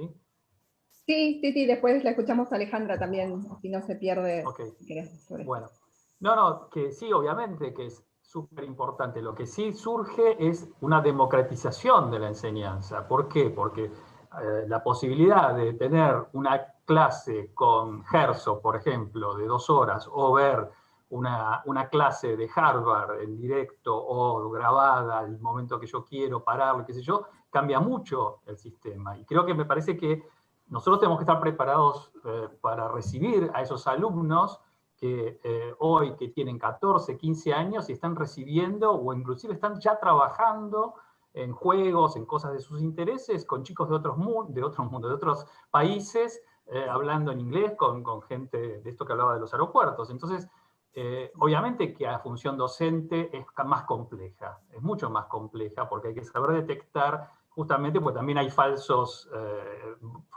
profesores en Internet, ¿no? Y hay conocimientos que nos sirven y un montón de cosas. Entonces, creo que nuestra tarea tiene que ver con eso, con filtrar, pero también con estar atentos a que vienen chicos sobre preparados, sobre educados, que hoy tienen 15 años y están haciendo cosas asombrosas, ¿no? Alejandra. Sí, así tengo el micrófono. Yo lo que creo un poco en respuesta a estas preocupaciones, tanto de Marcelo y especialmente de Román, creo que la gran diferencia está en poder crear un aprendizaje que tiene que ver con la experiencia, con la vivencia del momento, con la revelación compartida. Comprendo lo que dice Marcelo en cuanto a lo impactante que puede ser ver por YouTube una clase de Herzog. Obviamente, me pasaría a mí también. Pero no es lo mismo compartirlo, desgranarlo juntos, vivir la experiencia, ¿no? Es decir, insisto en lo que les dije hace un rato, la experiencia, decía Kant, tiene mucho que ver con el conocimiento también, con la posibilidad de adquirir el conocimiento y de que aparte el aprendizaje se vuelva significativo. Y después quería decir algo para Román también que se me ocurrió mientras hablaba, de un autor que Carlos te va a ayudar más en esto, pero que me parece que puede ser interesante para tus preocupaciones, que es Philippe Mérieux. Carlos sabe más de él que yo. Y nos ponemos de pie para nombrar a Philippe Mérieux. Perdón, ya que Ale me diste pie. Sí, Philippe Mérieux es un maestro. No sé si, Román, lo leíste, lo conoces. No sé si. No, lo estoy tratando de anotar, pero ¿cómo sería? ¿Merdieu? Meirieu.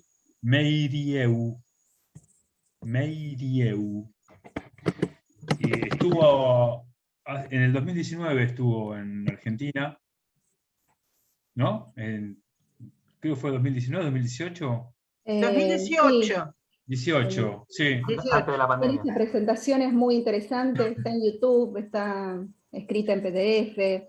Sí, yo lo fui a ver a Puan, que estuvo, y después tuve la suerte que me convocaron para ser su traductor en una conferencia, en una escuela alternativa que iba a dar, que después se suspendió, pero bueno, me quedé con las ganas, y se tuvo una investigación léxica y semántica de él para ser su traductor, y me quedé con las ganas. Un poco me alivió porque estaba muy asustado, pero por otro lado me dije, bueno. Y bueno, sí, Meri es un maestro, no sé ni por dónde empezar para decirlo, pero ahí está, sí, buenísimo.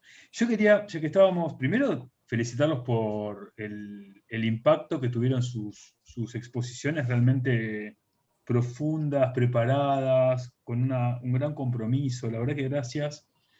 Es un placer estar acá. Es un placer escucharlos. Así que bueno, les agradezco mucho eso. Y después me quedé pensando en lo que decían todos, porque todos un poquito nos interpelamos qué hacemos ahora nosotros como docentes. Y hay creo que una función que no nombramos, que es la función que tiene el docente, que me parece que ahora es la función de mediador, de múltiple mediador. El docente está mediando entre un montón de contextos. Entre algunos contextos, el docente media equilibrando esos contextos o esas fuerzas en las que él se interpone, y en otros contextos las tensiona.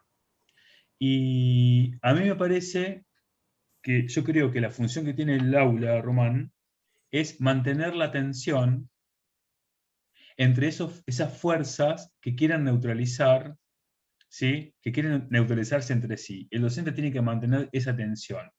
Que eso no se encuentra ni en YouTube, no se encuentra en ningún sitio, se encuentra en el aula, y desarrollando el saber crítico y la reflexión, y desarrollando muchas preguntas.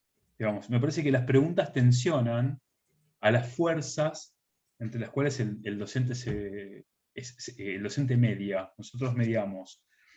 Y tenemos que ser conscientes que tenemos que tensionar algunas fuerzas y no siempre equilibrar, porque nosotros no venimos acá a reproducir, venimos acá a transformar también. Hay ciertas cosas que tenemos que reproducir. Después nos pondremos a discutir cuáles, ¿sí? Cuestiones de la cultura, del pensamiento universal, cuestiones éticas, pero hay muchas otras cosas que tenemos que transformar. Y no se transforma con el equilibrio, se transforma con la tensión. Se transforma con la crítica, se transforma con la reflexión, con la interpelación y con la pregunta, ¿no? Con la pregunta. Me parece que Merrier es un humanista de todo esto, sobre todo, ¿no? Realmente es un humanista, él trabaja mucho, porque él fue maestro, fue director de escuela, ¿no? Entonces, él trabaja mucho el tema del docente en la clase. Por eso creo que Alejandra te lo está sugiriendo, porque cuando vos preguntás qué es la clase, y bueno, léame Merrier, ¿no? Porque él justo trabaja todo el tema de la didáctica y del conocer al estudiante y del vínculo que hace el maestro con el estudiante. Bueno, tiene muchísimos textos, y tiene un libro que si querés empezar por él, sería muy bueno, que se llama Frankenstein Educador. ¿Sí? Ese es el libro por el cual me parece a mí hay que empezar a abordar a Philippe Merrier. Y después, bueno, me pareció muy interesante las exposiciones de todos, de todas, porque yo creo que si yo parto de esta base del mediador que equilibra, el mediador que tensiona, encontré mucha tensión en los trabajos prácticos. Encontré que muchos de ustedes escuchan a sus alumnos y los conocen. El ejemplo de Jorgelina y el ejemplo de Josefina, ¿no? Con el tema de cómo a través de la ropa se puede narrar una transformación, o el ejemplo de Jorgelina, qué intereses ponemos, qué nuevos intereses ponemos en las plataformas que estamos creando. Y voy a citar de vuelta, ya que no lo tenía en la cabeza hasta ahora, y ahora me vino un montón de ideas de él, que hay una frase de él, entre otras tantas, que dice: si el maestro quiere enseñarle matemática a Juan, no solo tiene que saber mucho de matemática, sino que tiene que conocer a Juan. O sea, no tiene que conocer solo matemática, tiene que conocerlo a Juan. Y esto es lo que yo vengo repitiendo en un montón de cierres con el tema del contenido, ¿no? El contenido de la clase. El contenido de la clase no está en otro lado que no sea en la clase. Porque no podemos diferenciar, tenemos que diferenciar lo que es un saber de lo que es un contenido. El saber genuino está en el mundo primario, está en los institutos de investigación, está en algunos aspectos de la profesión, en las academias, en los colegios disciplinares. Ese es el saber. El saber está banalizado y divulgado en las redes, pero el saber está pedagogizado solo en la clase. Y ese es el gran valor que tenemos en la clase, ¿sí? Y el saber pedagogizado, que llamamos contenido escolar, que es el saber listo para distribuir en la clase, es otra de las mediaciones que tenemos nosotros entre el saber y el estudiante. Yo me acuerdo que hice este año para mi clase de estrategias hice el ciclo del saber, porque cuando uno habla de contenido, no es un contenido. Hay una multiplicidad enorme de contenidos, y esos contenidos se transforman con el contexto donde se distribuyen, donde se desarrollan. Porque si yo tengo que conocer a Juan para enseñarle matemática, ¿qué me está diciendo Megué? Que la matemática no es una sola para todo el mundo. Yo tengo que adaptar el contenido, tengo que transformarlo para a quién se lo voy a distribuir, con quién lo voy a compartir. ¿En qué espacio, en qué momento de la educación de ese grupo lo estoy compartiendo? ¿Cuánto tiempo tengo para compartirlo? ¿Qué implica eso? ¿Qué causas? ¿Qué efectos? Bueno, en fin, un montón de situaciones contextuales. ¿Qué me pasa a mí, docente, con el contenido cuando lo quiero compartir? Todo ese tipo de preguntas y de situaciones crean el contexto que lo modifican al contenido. Y eso no se encuentra en ningún otro lado que no sea en la escuela. ¿Sí? Entonces, a mí me parece que importantísimo el rol que tenemos todos nosotros en estos momentos en la escuela, por eso el docente no se va a reemplazar. ¿Sí? No estoy negando los entornos alternativos. Yo estoy de acuerdo con Marcelo, con estos entornos alternativos, muy de acuerdo. Pero el entorno alternativo entre al aula, no que la reemplace. Me parece que esa es la diferencia. El aula tiene que ampliarse, no desaparecer. El aula tiene que ampliarse. El aula es un nodo importantísimo que integra un montón de entornos, pero no le delega ninguna de sus responsabilidades. ¿Sí? A mí me parece que, bueno, en función de lo que dijeron los profes, lo que plantearon, yo quise compartir esta reflexión.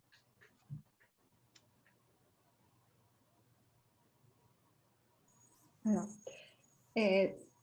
quisiera yo agregar algo que me parece también relevante y que me surgía a partir de lo que decía Lorena respecto, porque ella utilizó algo muy interesante, unido a lo que tenía que ver con el tiempo y la necesidad de ordenarse, ¿no? Decía, bueno, tiene que haber orden.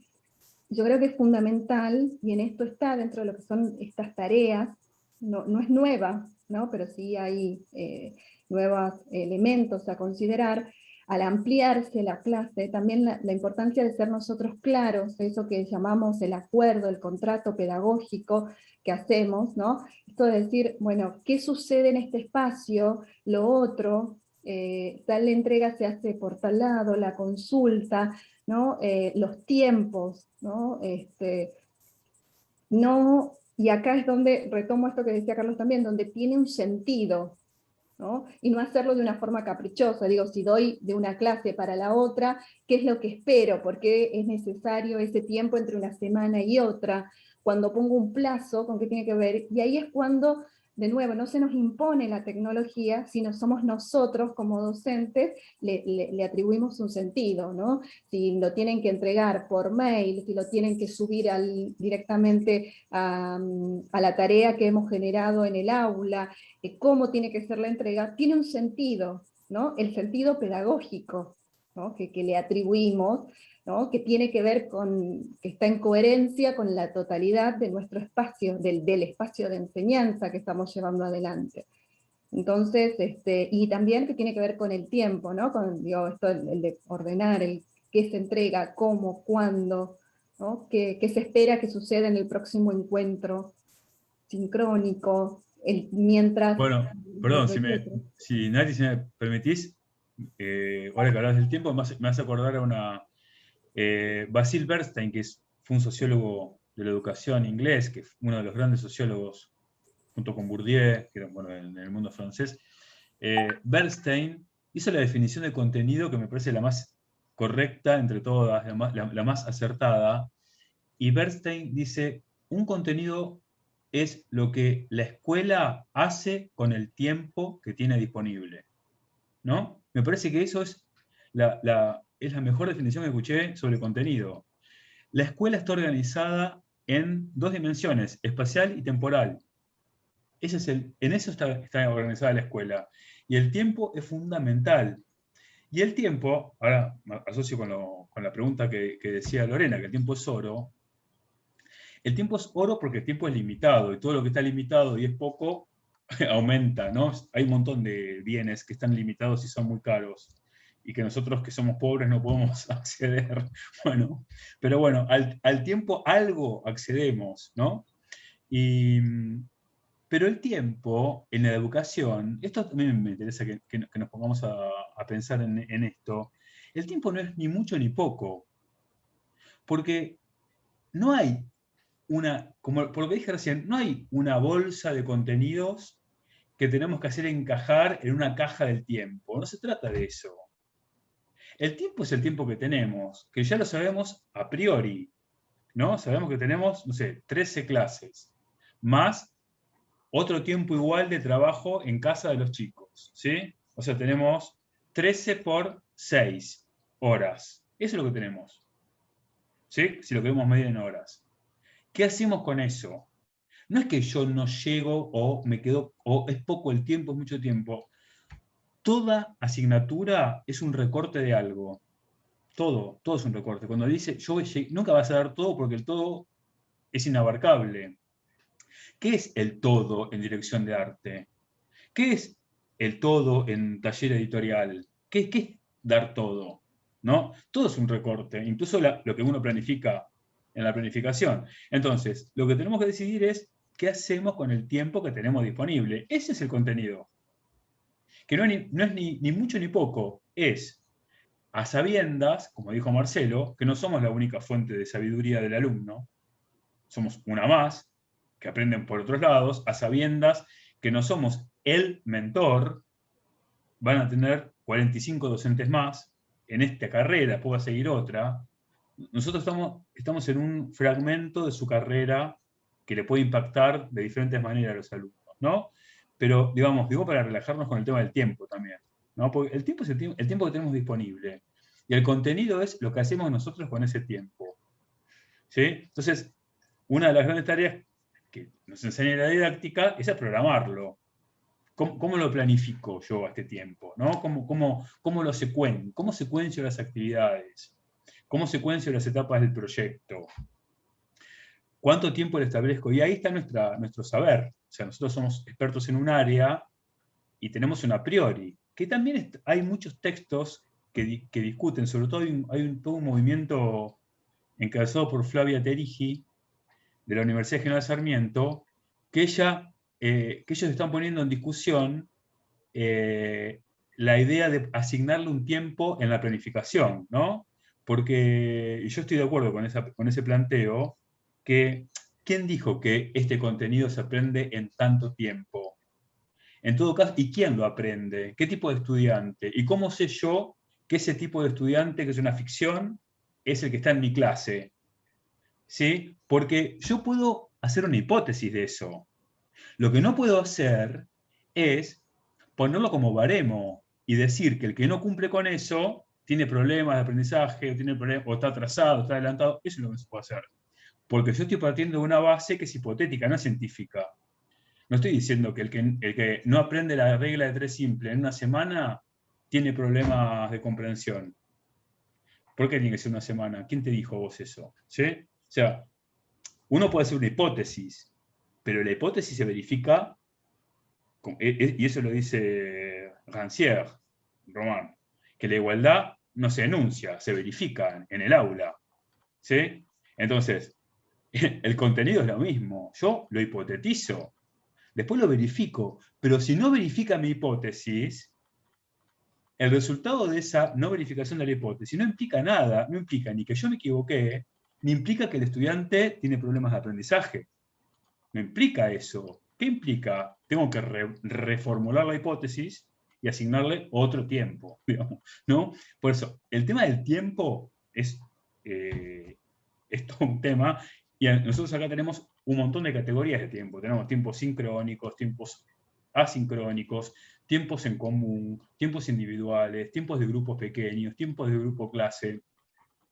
Tenemos que tener en cuenta qué cantidad de tiempos tenemos también para poder ver qué hacemos estratégicamente con cada uno de esos tiempos, ¿no? Yo creo que si alguien quiere decir algo, si no, ya podemos ir cerrando, Nati, ¿no? Igual dejamos abierto para el que quiera decir algo, pero si no, llevamos... Yo dejo en el chat los nombres de los youtubers estos que pasé, para que si a alguno le interesa por ahí verlo, pues son todos que tienen como 1,5 millones de seguidores, o sea que son como... Sí, grosos, impresionante. Muy grosos. Sí. Y todos planetario. Claro, y la mayoría dan clase formal también, ¿eh? O sea, no son solamente youtubers, así que bueno. Claro. Yo lo fui anotando, Okay, sí, pero que los anote igual, así ya los tenemos. Los tenemos. Y está también que compartió Carlos en el chat, están lo que es parte del programa de reflexión e innovación pedagógica, son las 4 materias: introducción a la didáctica, que tienen 2 propuestas de horarios y de días, introducción a estrategias de enseñanza, introducción a la tecnología educativa, que es la que yo les compartí y yo estoy a cargo, y introducción a la evaluación, ¿sí? También, creo que nombré ahí las 4. Así que, y está el mail también, si alguno se quiere informar, y bueno, está Catalina y Lorena, que ya lo han realizado, así que bueno, los que no lo realizan están invitados a hacerlo. Arrancamos ahora en agosto, ¿sí? Se cursa de forma cuatrimestral, así que los esperamos, empiecen a hacer este recorrido que les aseguramos que es muy bueno. Sí, así bueno, es. muchas gracias. Y gracias. Esto va a estar disponible, las grabaciones, a partir de septiembre, ¿sí? Y bueno, nuevamente gracias, muy rico todo lo que compartieron. Bueno, yo les quiero agradecerle a Natalia por la coordinación, gracias por aceptar coordinar la comisión y por lo bien que lo hiciste, con la paciencia, con la exactitud que hizo, con la sistematización, que fue un lujo. Y a los profes y a las profes, porque realmente fue muy, muy rico todo este espacio, y aparte me encanta que compartan con nosotros lo que ustedes están investigando, lo que ustedes están preguntando, lo que ustedes saben. Es de mucha generosidad compartir eso con sus pares, ¿no? Y me parece que hay que celebrar estos encuentros, y les quiero decir que este encuentro, y como el de las jornadas, no lo hacemos para cubrir el bache de esta semana, lo hacemos porque creemos en los espacios de reflexión. Yo creo que ya lo hemos demostrado, por lo menos desde nuestra área, ¿no? Creemos en los espacios de reflexión, los tomamos en serio, digamos, ¿sí? Y así que bueno, que tengan un buen inicio, y hay que agradecerle también a Aye, que está acá con la paciencia infinita que tiene, ¿sí? Que Hola. todos dicen que sí, Porque, No, profe, por la favor. paciencia que les tiene Aye, nadie las tiene. O sea, aprovechen esta situación. Doy porque fe, ella doy fe. Totalmente. es así. Y siempre muy amable. Bueno, Bueno, gracias. Gracias, Aye. Gracias a todos. Buenas noches a todos. Gracias. Gracias Ya a te van a todos. hacer una Gracias. prevención, Aye. Gracias. Muchas gracias. Bueno, abrazo grande a todos y a todas. Hasta luego. Muchas gracias por todo. Buenas noches. Chao, hasta luego. Compañeros y Buenas compañeras, noches. gracias. Chao, Hasta chao. luego. Chao, chao.